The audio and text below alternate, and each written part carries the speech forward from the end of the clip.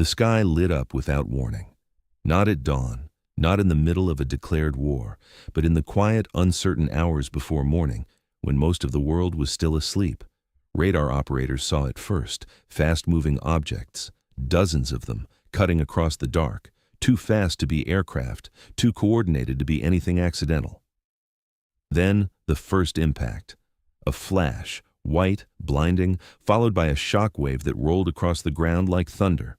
Windows shattered, sirens followed, then more explosions. Within minutes, multiple sites across Iran were burning. No official statement, no declaration of war, no warning to the world, just fire in the dark. Across the region, communication lines came alive. Military channels flooded with urgent reports. Air defense systems scrambled to respond. Governments, caught off guard, searched for answers they didn't have. Who launched the attack? Why now? And perhaps most unsettling of all, was this legal? Because in that moment, before any justification was given, before any explanation reached the public, one thing was already clear. This was not just another strike. This was something far more dangerous, something that could reshape not just a region, but the rules the world claims to follow. Within hours, the world began to react, not with clarity, but with confusion. Diplomats woke to fragmented reports, explosions confirmed, targets unclear, motives unknown. And then, the first official voice broke through the noise. The Secretary General of the United Nations spoke carefully, but the message was unmistakable. He called the attacks a grave threat to international peace and security, not a routine escalation, not a contained operation, a threat to the system itself. Because under the rules that have governed global conflict for decades, the use of force against another country is not just controversial, it is supposed to be illegal. And yet, it had already happened. Across Europe, governments responded with hesitation. Statements were issued, but cautiously worded. Concern was expressed, but without direct condemnation. Some leaders avoided the central question entirely. Others shifted focus, not to the legality of the strike, but to the danger of what might come next. A wider war, a regional collapse, an uncontrollable chain reaction. Behind closed doors, the tone was different. Officials scrambled to understand what had just been set in motion. Because if this action could not be clearly justified, then it raised a far more unsettling possibility, that the rules themselves were no longer being treated as binding. Legal experts, watching in real time, were more direct. Many argued there was no clear justification under international law, no immediate trigger, no confirmed armed attack, just a sudden coordinated use of force against a sovereign state. For some, that made the conclusion unavoidable. This was not a gray area. It was a violation. And yet, even among those critics, there was hesitation. Because the situation was not simple. For decades, millions of Iranians had lived under a regime accused of severe human rights abuses. Mass arrests, violent crackdowns, years of repression, and now, suddenly, that same regime had been struck. For some observers, and even for some Iranians, the reaction was conflicted, relief mixed with unease, because even if the target was deeply controversial, the method still mattered. And that is where the tension began to grow. Not just between countries, but between two competing ideas, justice and legality. They are not always the same. And in this moment, the world was being forced to confront the difference. Because if an action can feel justified, but still break the rules, then what exactly are those rules worth? That question would only become more urgent as the explanations began to emerge in the hours followed. Something unusual became impossible to ignore. There was no real explanation, no detailed legal argument, no carefully constructed case presented to the world, no attempt to convince or even reassure. That, in itself, was striking, because this had all happened before. In 2003, when the United States invaded Iraq, the world was flooded with justifications, weapons of mass destruction, imminent threats, urgent necessity. Governments spoke at length, on television, at the United Nations, in front of allies, trying to prove that what they were doing was not just strategic, but legal. This time, that effort was largely absent. There were statements, of course, references to danger, warnings about Iran's capabilities, general claims about protecting national security, but nothing resembling a full legal defense, nothing that clearly answered the central question. Why now? And under what authority? At one point, the message became even more direct. I don't need international law. The words were simple, almost casual, but they carried enormous weight, because they suggested something far more profound than a disagreement over interpretation. They suggested indifference, not that the law was being interpreted differently, but that it was no longer considered necessary at all. For decades, international law has relied on something fragile, not enforcement, not a global police force, but belief. The shared assumption that even powerful nations would, at the very least, try to justify their actions within its framework, that they would argue, debate, defend. Because once that effort disappears, something begins to change. Allies noticed it.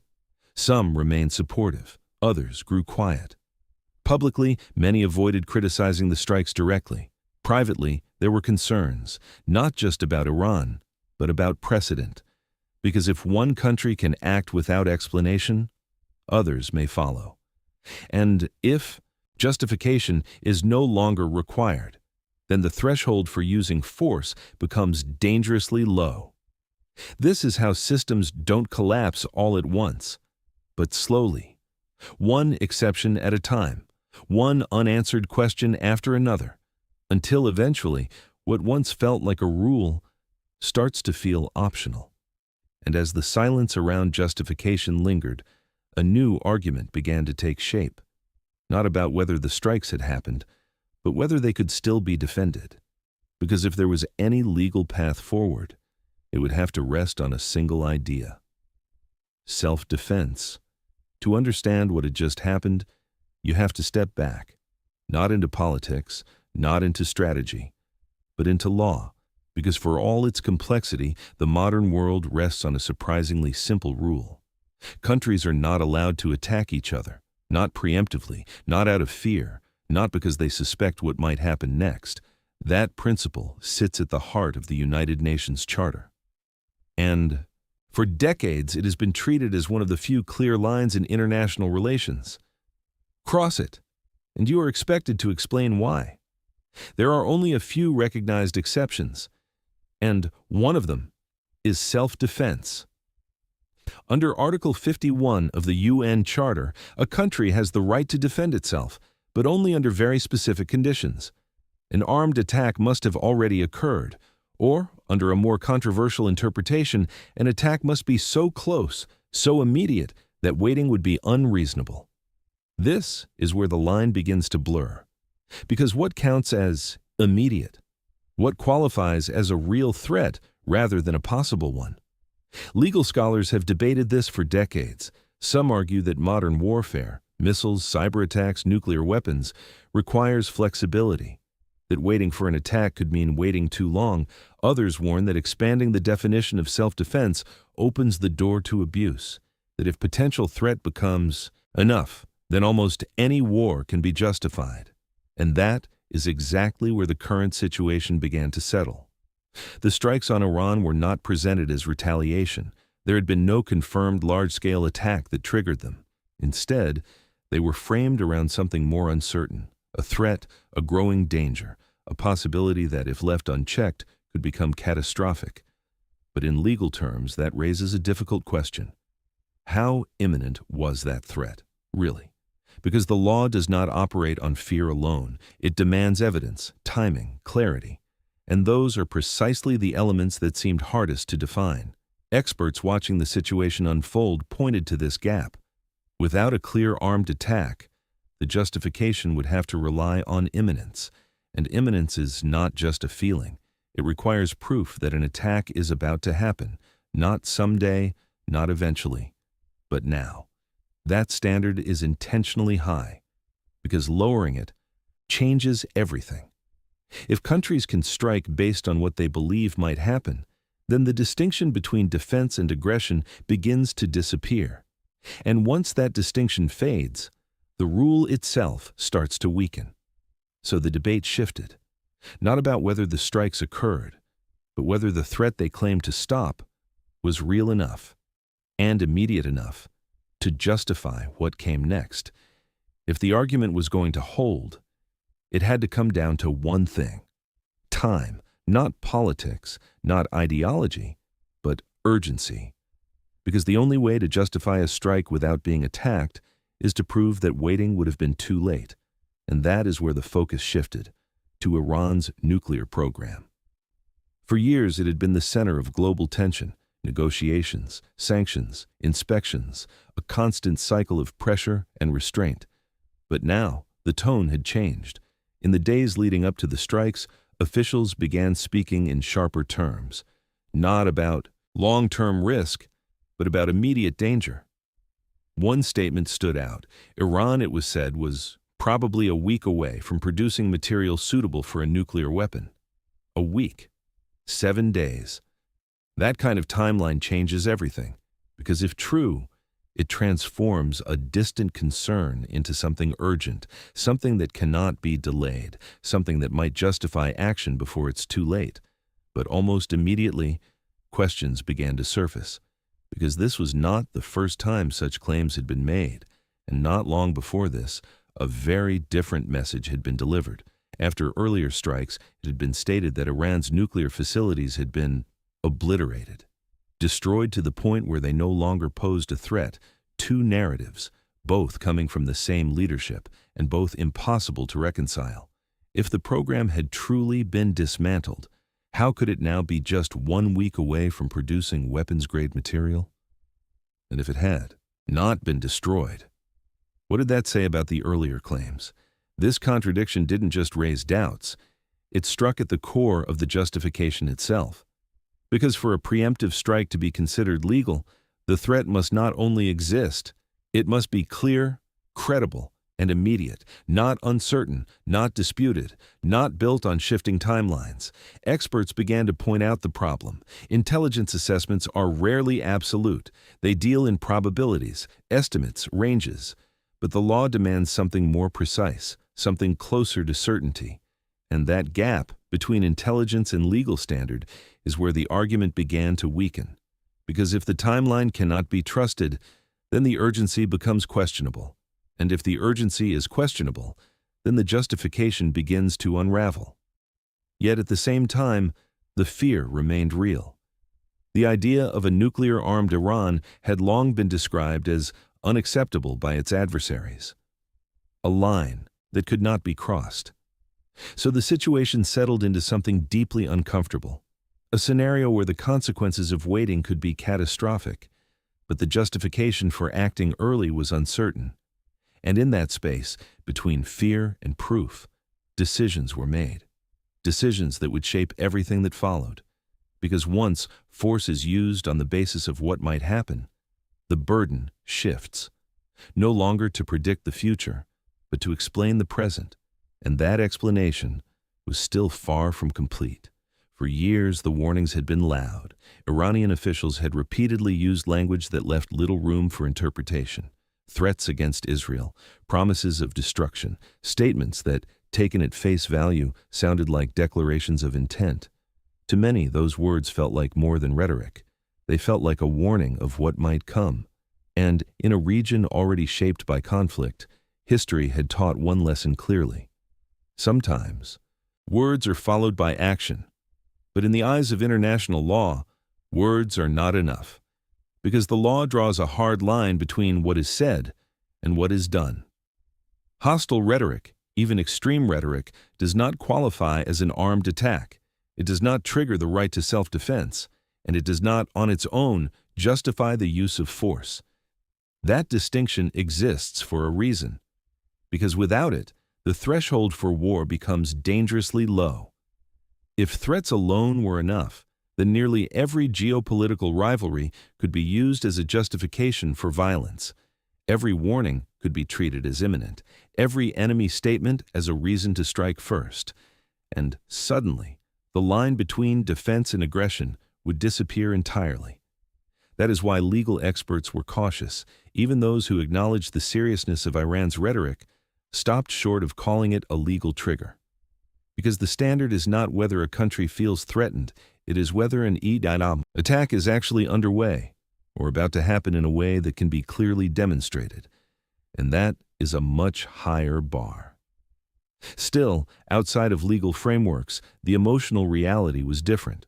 For Israel, these statements were not abstract. They were repeated, consistent, often explicit, and when combined with concerns about nuclear capability, they created a sense of urgency that went beyond legal definitions, a sense that waiting could be dangerous, that hesitation could carry its own risks.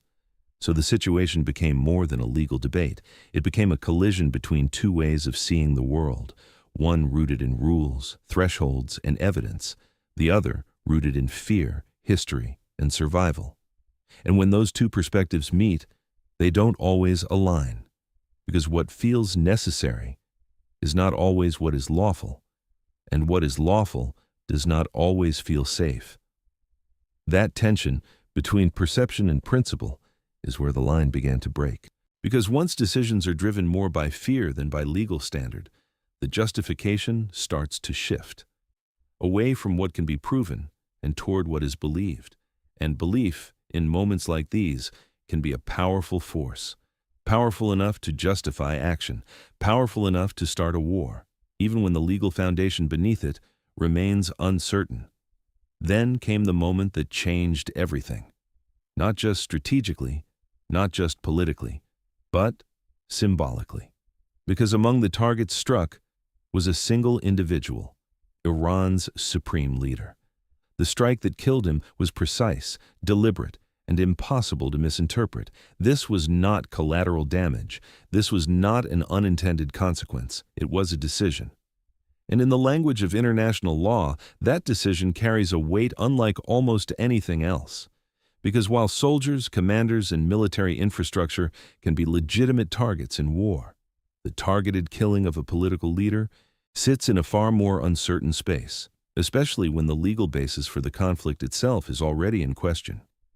In that context, the act takes on a different name: assassination, a word that carries both legal and moral consequences. Experts were quick to point out the implications. If the initial strike could not be clearly justified under the UN Charter, then the killing of a head of state becomes even more problematic, because it is no longer part of a lawful conflict, but part of an action that may not have been legal to begin with. And yet, the reaction was not uniform. For some, particularly inside Iran, the response was complex, because the man who had been killed was not just a political figure. He was also seen by many as responsible for decades of repression, crackdowns, executions, violence against his own population. Most recently, a massacre, one of the deadliest in years. For those who had suffered under that system, the news brought something unexpected: relief. A sense that a figure long associated with power and impunity was finally gone. But even that relief came with hesitation, because justice and vengeance are not the same. And for some, there was a different feeling. Not satisfaction, but regret. A belief that he should have faced trial, that he should have answered for his actions in a courtroom, not been killed in a strike. Because when accountability is replaced with elimination, something is lost, not just legally, but historically. The chance to confront the truth, to document it, to judge it openly. So the moment became deeply divided. One action seen in completely different ways, as justice, as necessity, as illegality, as escalation, and perhaps most importantly, as precedent. Because once a world power openly targets and kills a foreign leader, others are watching, learning, calculating, and asking the same question that now hangs over everything. If this line can be crossed once, what stops it from being crossed again? For decades, the United States maintained a clear position on one issue: assassination. It was banned, not debated, not loosely interpreted, prohibited. The rule was formalized in 1976 after a series of controversial operations during the Cold War. An executive order was signed. Its wording was direct. No person acting on behalf of the United States government shall engage in assassination. It was meant to draw a line, a boundary between warfare and something darker, between targeting enemies on the battlefield and eliminating individuals as a matter of policy. But over time, that line began to shift, quietly at first, then more openly. Because like many rules in international politics, it was never entirely absolute. Exceptions began to emerge, not officially labeled as such, but justified under a different concept, self-defense. If a target could be framed not as a political figure, but as part of an active threat, then the action could be redefined. Not assassination, but protection. This is how the language changed, and with it, the interpretation. Strikes against command centers, attacks on leadership compounds, operations aimed at disrupting control structures, each one moving slightly closer to the same outcome, the removal of a leader. Experts later described the boundary as thin, perhaps always thinner than it appeared, because the difference between assassination and self-defense often depended less on what was done and more on how it was described. For years, that ambiguity allowed the rule to remain in place while still being stretched. But this moment felt different, because there was no ambiguity in the outcome, and more importantly, no attempt to hide it. Public statements, social media posts, official messaging, they did not distance themselves from what had happened. They acknowledged it, directly. And in doing so, something changed. Because when a rule is bent quietly, it can still appear intact. But when it is broken openly, it forces a new reality, one where the old language no longer fits, one where the distinction between what is allowed and what is not becomes harder to define. So the question shifted again, not just about international law, but about domestic limits. If a country begins to reinterpret its own rules or set them aside entirely, then what remains to restrain it? Because laws do not enforce themselves. They rely on something more fragile, consistency. And once that consistency begins to erode, the line doesn't just blur.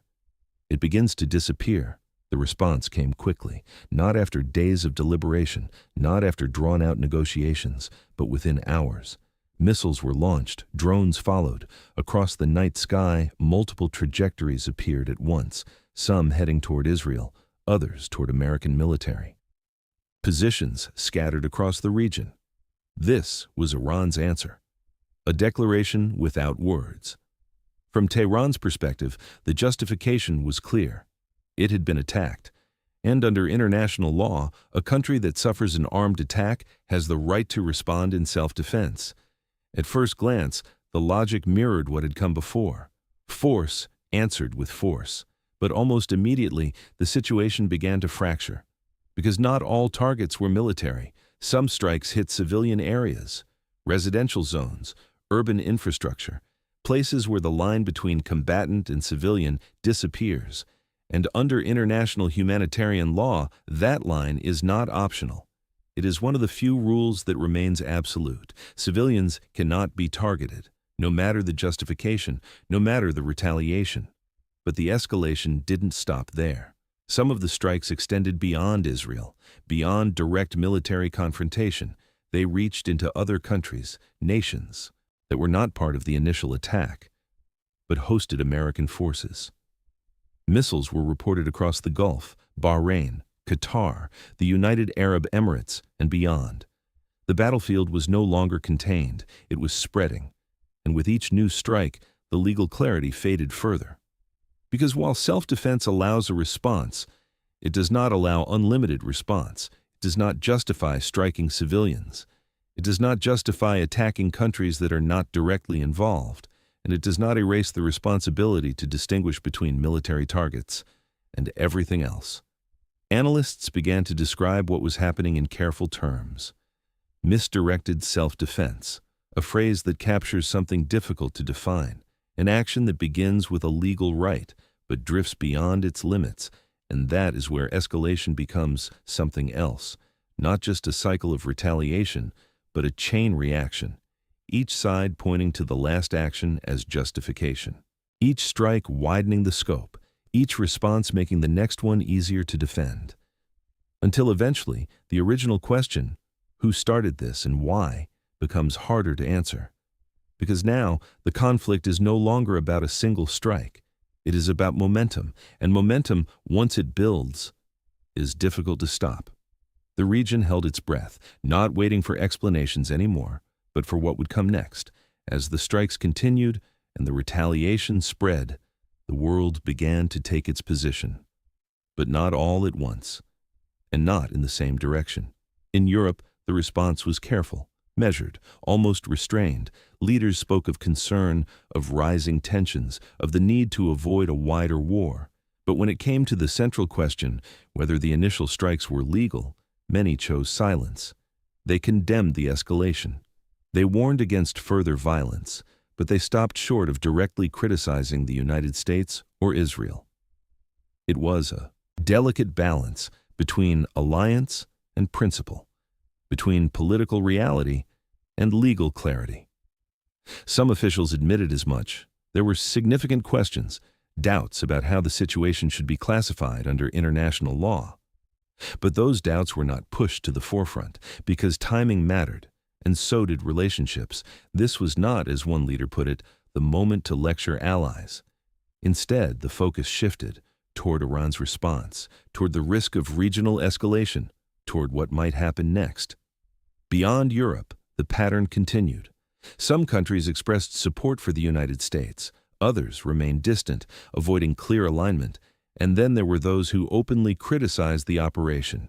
Russia, China, both framing the strikes as violations of international law, both positioning themselves as defenders of a system that they themselves have been accused of undermining. It was a familiar contradiction, one that revealed something deeper. Because international law does not exist in isolation, it exists within power. And power shapes how rules are applied, who enforces them, who challenges them, and who chooses to ignore them. So the global response was not unified. It was fragmented, each country reacting not just to the event itself, but to its own interests, alliances, and calculations. And in that fragmentation, another pattern began to emerge, not just disagreement, but inconsistency. Because when the same action is condemned in one context and tolerated in another, the credibility of the rule begins to weaken. Not suddenly, but gradually. Until the question is no longer just whether the law was broken, but whether it still holds the same meaning for everyone. And as the world reacted, carefully, cautiously, selectively, one final question began to take shape. Not about this strike alone, but about what it represents. Because this might not be an exception, it might be a signal. By the end, the question was no longer just about legality. It was about direction. Because what had happened here did not exist in isolation. It was part of a pattern, a gradual shift in how power is used and how it is justified. For decades, international law has depended on something fragile, not enforcement, not punishment, but restraint. The idea that even the most powerful nations would operate within a shared framework, that they would explain their actions, defend them, at least attempt to stay within the lines. But that expectation is beginning to change. More and more, countries are acting first and explaining later, or not explaining at all.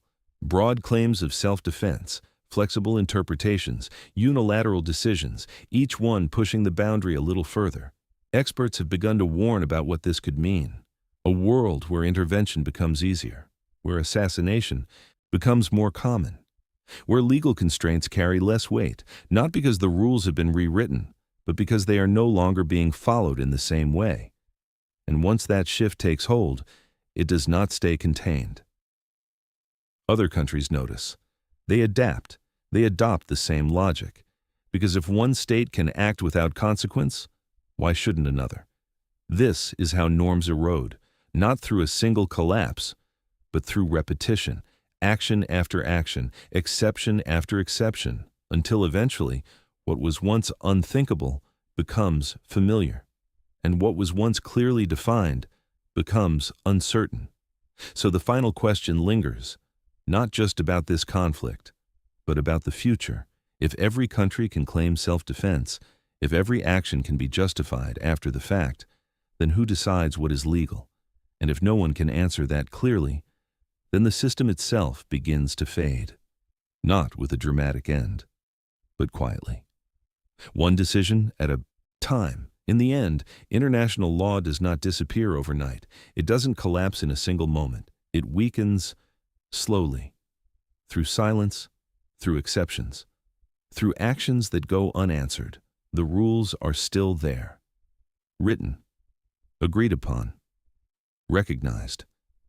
But rules only matter when they are followed. And in a world where that commitment begins to fade, the question is no longer what the law says, but whether it still has the power to shape what comes next.